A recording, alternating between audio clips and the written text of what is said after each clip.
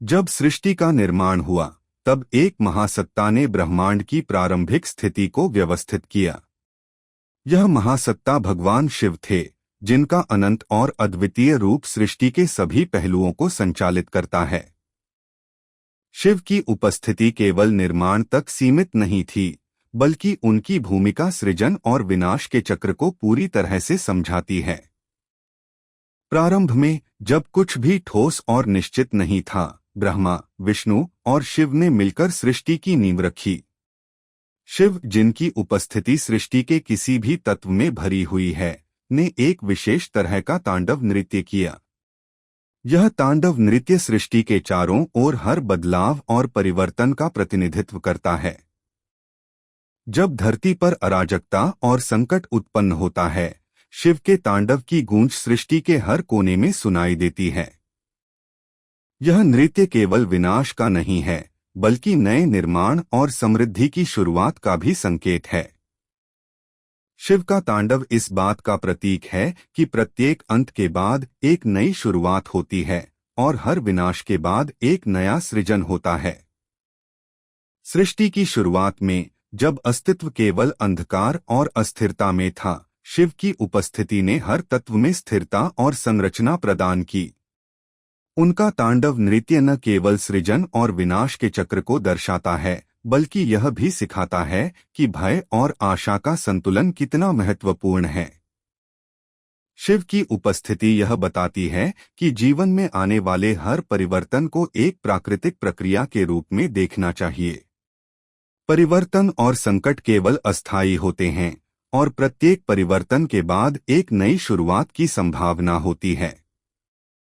शिव का यह संदेश हमें यह सिखाता है कि हमें जीवन में आने वाली कठिनाइयों के बावजूद आशा को बनाए रखना चाहिए, क्योंकि हर अंत के बाद एक नया आरंभ होता है।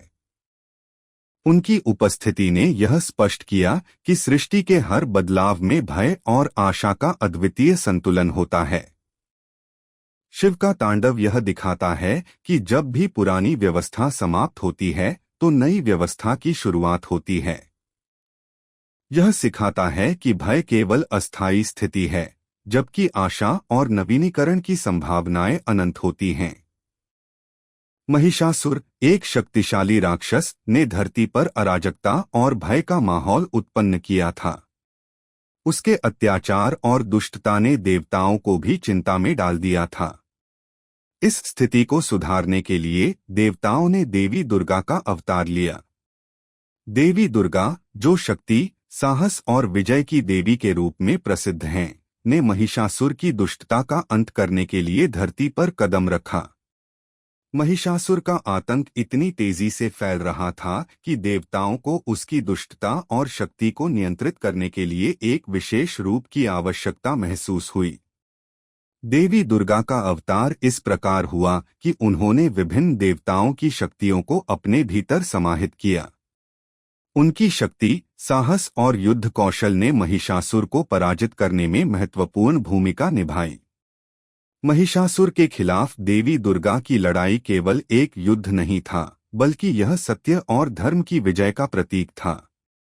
देवी दुर्गा ने महिषासुर को कई रूपों में हराया और अंततः उसकी दुष्टता का अंत किया। इस विजय ने लोगों के दिलों में एक नई आशा की किरण जगाई और उनके भय को समाप्त किया। देवी दुर्गा का यह विजय यह दर्शाता है कि सच्ची शक्ति और साहस के साथ किसी भी दुष्टता को समाप्त किया जा सकता है। जब धरती पर बुराई और अन्याय फैलता है, तब सच्ची शक्ति और निष्ठा के साथ उसे पराजित किया जा सकता है। देवी दुर्गा की उपस्थिति ने यह सिखाया कि भय के बावजूद आशा को बनाए रखना आवश्यक है, क्योंकि हर चुनौती के बाद एक नई शुरुआत होती है। महिषासुर मर्दिनी की कथा में भय और आशा का आदान प्रदान स्पष्ट रूप से देखा जा सकता है। महिषासुर का आतंक लोगों के दिलों में भय उत्पन्न करता है, जबकि देवी दुर्गा की उपस्थिति और उनकी विजय एक नई आशा और विश्वास का प्रतीक बनती है। महाभारत के युद्ध क्षेत्र में अर्जुन के भीतर युद्ध की भयावहता और अपने रिश्तेदारों के खिलाफ लड़ाई करने का संकोच उत्पन्न हो गया। अर्जुन का यह संकोच और द्वंद्व भगवान कृष्ण को गीता का ज्ञान देने के लिए प्रेरित किया। गीता का यह संवाद जीवन की जटिलताओं और व्यक्तिगत संघर्षों को स्पष्ट करता है। अर्जुन के भय और संकोच ने उसे युद्ध के मैदान में सही निर्णय लेने में बाधित किया। भगवान कृष्ण ने अर्जुन को आत्मा की अमरता और कर्म के प्रति समर्पण की महत्ता समझाई। उन्होंने अर्जुन को बताया कि जीवन में आने वाले संघर्ष और समस्याएं केवल अस्थायी होती हैं और हमें अपने कर्तव्यों के प्रति सजग रहना चाहिए। गीता का यह ज्ञान हमें सिखाता है कि भय और संकोच के बावजूद हमें अपने कर्तव्यों का पालन करना चाहिए। जीवन में आने वाली कठिनाइयां और समस्याएं केवल अस्थायी होती हैं और हमें उन्हें पार करके अपने लक्ष्यों की ओर बढ़ना चाहिए। भगवान कृष्ण का उपदेश आशा और आत्मविश्वास को बनाए रखने का संदेश देता है, जो हमें जीवन की जटिलताओं से निपटने में मदद करता है। भगवान कृष्ण का यह ज्ञान जीवन की प्रत्येक कठिनाई और संकट के साथ सामना करने की प्रेरणा प्रदान करता है। अर्जुन की स्थिति में कृष्ण ने उसे अपने भीतर की शक्ति और आत्मसंयम को पहचानने के लिए प्रेरित किया। गीता का संदेश यह है कि किसी भी कठिन परिस्थिति में भय और संकोच को पार करके अपने कर्तव्य का पालन करना आवश्यक है। रामायण की कथा में रावण की बुराई और अत्याचार ने धरती पर अराजकता फैलाई। रावण, जो एक शक्तिशाली और दुष्ट राक्षस था, ने अपनी शक्ति का दुरुपयोग किया और धरती पर भय का माहौल उत्पन्न किया। भगवान राम ने रावण की बुराई को समाप्त करने के लिए एक महाक्रांति का नेतृत्व किया। राम की उपस्थिति और उनका संघर्ष आशा का प्रतीक थे। भगवान राम ने रावण के खिलाफ युद्ध लड़ा और अंततः उसकी बुराई को पराजित किया। राम की विजय ने यह दर्शाया कि सत्य और धर्म की विजय हमेशा होती है। रावण की बुराई और उसके आतंक ने लोगों के दिलों में भय उत्पन्न किया, लेकिन भगवान राम की विजय ने उन्हें आशा और विश्वास का संदेश दिया। राम और रावण के बीच का संघर्ष भय और आशा का आदान प्रदान है, जिसमें अंततः आशा और धर्म की विजय होती है। राम की विजय ने यह सिखाया कि किसी भी संकट और चुनौती के बाद सत्य और धर्म की विजय संभव है। इस कथा में रावण की बुराई और राम की विजय का आदान प्रदान स्पष्ट रूप से देखा जा सकता है, जो यह दर्शाता है कि आशा और विश्वास का संतुलन बनाए रखना कितना महत्वपूर्ण है। महात्मा गांधी का जीवन और भारतीय स्वतंत्रता संग्राम भी भय और आशा के संघर्ष का महत्वपूर्ण उदाहरण है। ब्रिटिश राज के तहत भारतीयों ने असीम भय और दबाव का सामना किया। गांधी जी ने सत्याग्रह और अहिंसा के मार्ग को अपनाया और भारतीय स्वतंत्रता संग्राम में एक नई दिशा प्रदान की। गांधी जी का नेतृत्व और उनके विचार भारतीय स्वतंत्रता संग्राम के लिए एक नई आशा की किरण बने। उनकी अहिंसा की नीति और सत्याग्रह के सिद्धांत ने भारतीयों को उनके भय को पार करने और स्वतंत्रता की ओर बढ़ने के लिए प्रेरित किया। गांधी जी का संघर्ष और उनका आशावाद यह दर्शाता है कि किसी भी बड़े संघर्ष में भय और आशा का संतुलन बनाए रखना आवश्यक है। गांधी जी के नेतृत्व में भारतीय स्वतंत्रता संग्राम ने न केवल ब्रिटिश राज को समाप्त किया, बल्कि भारतीयों के दिलों में एक नई आशा और विश्वास का संचार किया।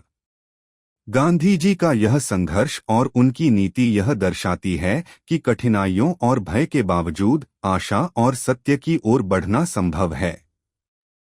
तेनालीराम की बुद्धिमत्ता और राजा कृष्णदेव राय की कथा भी भय और आशा के संघर्ष को दर्शाती है। तेनालीराम अपनी चतुराई और बुद्धिमत्ता के लिए प्रसिद्ध थे और उनके कार्यों ने राजा कृष्णदेव राय के शासन को सुदृढ़ बनाने में महत्वपूर्ण भूमिका निभाई। तेनालीराम की कहानियां यह दर्शाती हैं कि किसी भी स्थिति में, चाहे कितनी भी मुश्किलें हों, आशा और बुद्धिमत्ता के साथ सामना करना चाहिए। उनकी कहानियों में भय और आशा के बीच का संतुलन दर्शाता है कि कैसे एक व्यक्ति की चतुराई और साहस ने न केवल अपनी स्थिति को सुधारने में मदद की, बल्कि दूसरों को भी प्रेरित किया। तेनालीराम की बुद्धिमत्ता और उनकी सूझबूझ ने राजा कृष्णदेव राय के शासन को मजबूती प्रदान की। उनकी कहानियां यह दर्शाती हैं कि कठिन परिस्थितियों में भी सही सोच और साहस से न केवल समस्याओं का समाधान किया जा सकता है, बल्कि दूसरों के लिए भी एक आदर्श प्रस्तुत किया जा सकता है। गौतम बुद्ध का जीवन और उनका उपदेश भी भय और आशा के संघर्ष का महत्वपूर्ण उदाहरण है। बुद्ध ने संसार की समस्याओं और दुखों को समाप्त करने के लिए एक नया मार्ग दिखाया, कर्म और मोक्ष का मार्ग। बुद्ध के उपदेश ने लोगों को यह समझने में मदद की कि जीवन में आने वाले भय और समस्याओं का समाधान केवल बाहरी संघर्ष में नहीं है, बल्कि आंतरिक शांति और समर्पण में है। बुद्ध का ज्ञान यह दर्शाता है कि आशा और शांति की प्राप्ति के लिए हमें अपने भीतर के डर और अज्ञान को पार करना होगा। बुद्ध के उपदेश ने यह सिखाया कि जीवन की कठिनाइयों और संकटों का सामना केवल बाहरी संघर्ष से नहीं, बल्कि आंतरिक शांति और ज्ञान से करना चाहिए। उनके उपदेश ने लोगों को आंतरिक शांति और मोक्ष की ओर मार्गदर्शन किया, जो भय और आशा के बीच संतुलन बनाए रखने के लिए महत्वपूर्ण है।